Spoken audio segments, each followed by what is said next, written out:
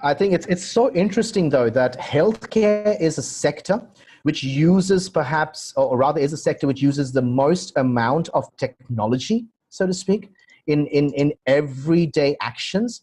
But it is also the sector where the human interaction and the human touch is also the most important. Welcome to Create the Edge. In this episode, we have two of our excellent friends in our LinkedIn family, all the way from United States of America. Thank you, Joy. And it's an absolute pleasure to welcome Bryan and Steve from the United States. Steve is one of the simplest and most genuine people there in my LinkedIn family, for sure. And just uses his IT trade skills through decades of experience to help clinicians give better patient care, all the way from Illinois. And we've got Bryan from South Florida, whose mission in life is to help others by providing a story through data analytics. Together is better. That's how most of us would know Bryan. And with Steve, it's Story Saturday. And considering both your backgrounds in the IT sector and also in the healthcare sector, it's an absolute pleasure to get your inputs regarding the ever-changing playing field that we've got happening in the world today. So, keeping in mind from your industry that you're both specifically from in the healthcare sector, how important do you think is the human touch, especially in the patient care area in healthcare? Mm-hmm. And what can healthcare businesses do to create a strong value preference? All right. Thank you, Yusuf, for having me on your program, and Joy. Within healthcare, you'll hear it every day. New advances are being made, and those advanced technologies can do some amazing things. Yet what they cannot do is show compassion. People crave the human touch through personal assurance, through wiping of tears, hand-holding, things that make them feel like they've been dignified and that they matter. That's where the clinician comes in with that passionate care and that touch. For the best patient care, you need both technology and the compassionate clinician. There are things that the technology can do better than the human. For example, a pump that is regulating the medicine drip and infusion into a patient, that can be all technically calculated in a way that's challenging for a nurse, adjusting a knob kind of thing. So those advances have helped clinicians, but still those are technologies that can fail, or there's environmental things that can occur that throw off the results. So the clinicians still need to be there to evaluate the data that's being generated and potentially make adjustments. So for example, if the nurse comes to take your temperature and puts a thermometer probe in your mouth and you just had a nice cold drink, that value of your temp is going to be skewed. It's going to be off base. And a nurse can say, this doesn't look right, and investigate further. And so, equipment doesn't have the human senses. Clinicians use sight, they use touch, they use hearing, and they use smell. I mean, when it comes to wound care, there's smelling of something festering there that a machine won't be able to pick up. And so that human component can never be replaced. And in fact, even in the states and regulations, the Joint Commission, which regulates healthcare, says there's supposed to be a human means to back up any technology that's in the room, which can be challenging. Mm-hmm. Because nurses are operating possibly 15 pieces of technology in a patient's room.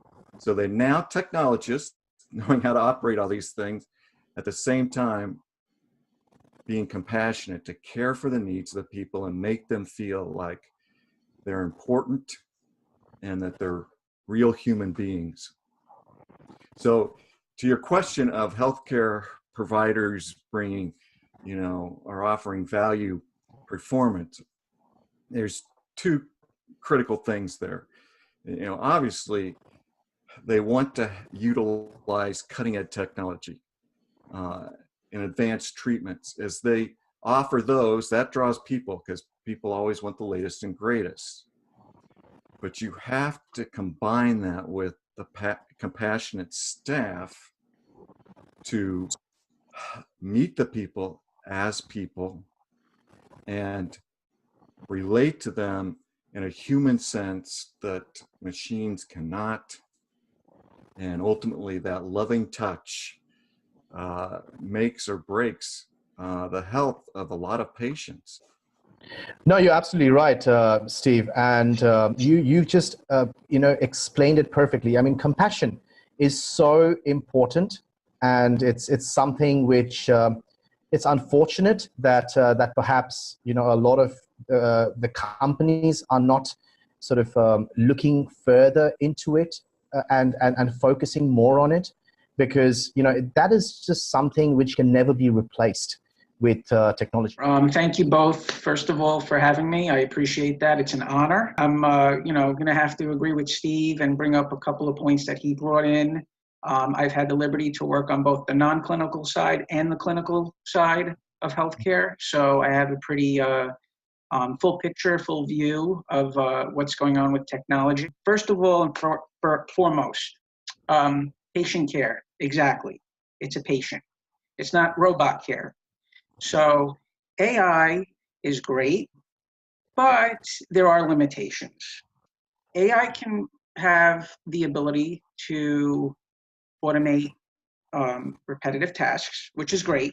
But when it comes to the actual seasonality or skewness, as Steve was bringing up, that's where we're going to have an issue. In healthcare, it's a complex industry and environment. There are issues that are going to be brought up. AI will have those limitations. Mm-hmm. AI cannot perform surgery, okay? Yep. We need physicians, providers, nurse practitioners, medical assistants, LPNs, PAs, therapists. I mean, there is a whole gamut of healthcare professionals that you need for the patient. For example, if something should go wrong with the patient in the room, are they going to talk to a robot and say, "Oh, Alexa, can you bring me a glass of water?" It's just not going to happen. So, to answer the question, really, it comes down to what Steve was saying. It's care, compassion. Providing that human touch to the patient is everything. And AI has its limitations. It cannot do that. It cannot replace a human, especially when they're going through a surgery, operation, inpatient or outpatient procedure. It's just not possible. On the back end of things, technology-wise, yes, to repeat tasks, to take over automation, that's one thing. But when it comes to the actual individual patient, human life, I just don't see that going anywhere, in my opinion. You're absolutely right, and I think it's an industry which personifies the immense importance of humans working with technology moving forward. So I perfectly put, Bryan and Steve, and I really appreciate your insights regarding this. What do you think, like in the last 5 years, I mean, both of you, has been the one technological advance which has hit the industry which you perhaps didn't expect? Well, I know that telehealth has been coming a pretty, it's been coming very well into the picture. It's been gaining presence. People love it in terms of, not having access to care, in terms of not having time. They'll just pick up the phone or their laptop, speak to a doctor on demand. Hey, can you diagnose me? I have a cold, whatnot. I need a prescription. Fine. That's great. But what if you need an X-ray? What if you need an MRI? What if you need blood work? What if there are limitations. So on the basic end of it, yes, it's a great advance. It's great to have, but again, there are side effects to it, so to speak. Fair enough. Yes, Fair enough. I mean, technology works well in a support capacity. So You know, one of the things that I'm aware of is the University of Pennsylvania's med school is working with AI today to analyze scan images for cancer. Mm-hmm. And what they found is the AI is able to detect a comparable amount of cancers in the scans like radiologists would, but they're also able to pick up earlier some cancers that the doctors don't pick up because it's just faintly coming. So that might be a great step forward in helping people, you know, find cancers earlier. And then just recently, FedEx and Wake Med agreed to an agreement of using drones to go out and collect medical samples. So what does that mean? That means, you know, a physician's office maybe 2 miles away draws your blood. They can put it in the drone, and the drone will take it back to the hospital. They'll test it and have the results. And so that'll replace people having to go in cars, drive around, and do all that potential stuff. Of course, even there, drones will have limitations because there will be storms, there'll be other things happening, and you'll always have to have a human backup procedure for any of this stuff. Very well said. Thank you so much once again, Bryan and Steve. So Joy, over to you. Thank you so much, Yusuf. And Bryan, Steve, that's really insightful. I mean, the fact that Yusuf mentioned this, healthcare seems to be the only industry where technology and people are fused. There is a fine line. And your inputs have really sort of opened our eyes to what healthcare can do. I mean, there's stuff happening on this end of the world too. And in this segment, Steve and Bryan, could you share with us one thing about your persona that we wouldn't know, or our LinkedIn associates and family wouldn't know about you? Sure, I'll go first. I actually, you know, I have this motto of "Together is better," and the meaning behind that really stems from what I like to do on a voluntary basis, and that is I volunteer coaching for the special needs population, and in doing that, I basically teach them basic skills, teach them how to collaborate, teach them how to, you know, be competitive, just try to, you know, be themselves. And me providing them with this type of, you know, I guess, being like a supportive member to them as a role model, I guess you can say, is that it gives me pleasure. It gives me a reward. I feel so much better about myself knowing that I'm not taking what I have for granted and showing them, hey, you know, you can do this. You have it in you.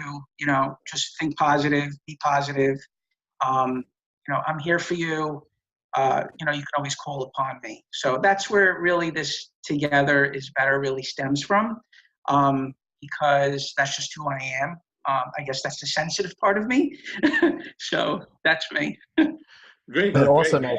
Awesome. Steve, go ahead. All right. From a persona standpoint, some people possibly know this, or I've alluded to it in the fact that I'm a very ornery kind of guy. And that's because I grew up with an older sister. She's 7 years older than me. And so being the little brother, I had lots of fun. And I'll tell you one story that people may get a kick out of. When I was growing up in our neighborhood, we were outside playing all the time. You know, there'd be like 12 kids in the neighborhood, and we'd go out and play football or basketball. You know, we didn't have game systems. We didn't have VCRs. You know, there wasn't cable TV. So everything was, we had to go outside and have fun. Well, for some reason, one of our neighbors who didn't have any kids decided to put up a replica of the Liberty Bell in their front yard. And if you've ever seen the Liberty Bell, it's a big bell. It's like, it's a meter across from rim to rim. Yep. And it was probably due because that was the bicentennial, you know, 1976. But it was an actual working bell. So it had wheels on the top half so two people could stand on it and just crank it and it'd go whee, bing, bing. And of course, you know, boys will be boys. And you know, at midnight when we didn't have anything to do, we would sneak off to this bell and we would ring it until the lights of the house turned on, and then we'd run and hide. And we did that for several months until the homeowner decided, okay, I'm going to deal with this. So he welded the bell in place so it could no longer swing. Yep. Oh. But the guy did not take the hammer out of it. we got a rope, we tied it around the hanger, went ding. And so after a few months of that, he took the hammer out. But hey, creative guys, I'm not confessing anything here, said, hey, we've got hammers. So we took hammers and we dinged it in the middle of the night and drove the neighbors crazy, and especially that poor homeowner. So yes, that's behind the game. Thank you so much, Steve. That's really hilarious. Thank you so much. So, well, you know, people in Illinois, if there are bells ringing, you know who to complain about to your friendly local neighborhood police station. So, yeah. And then Bryan's going to be coming on his shining white horse to bail Steve out. So, you know, that's Thank you, Bryan. With my whip. pretty much. Guys, it's been an absolute pleasure talking to you both, and we thank you once again for gracing us with your presence and your lovely insights, your candor, and your humor. So thank you once again for being amazing guests on Create the Edge, and looking forward to our interactions moving forward. Take care. Thank you so much. Thank you so much.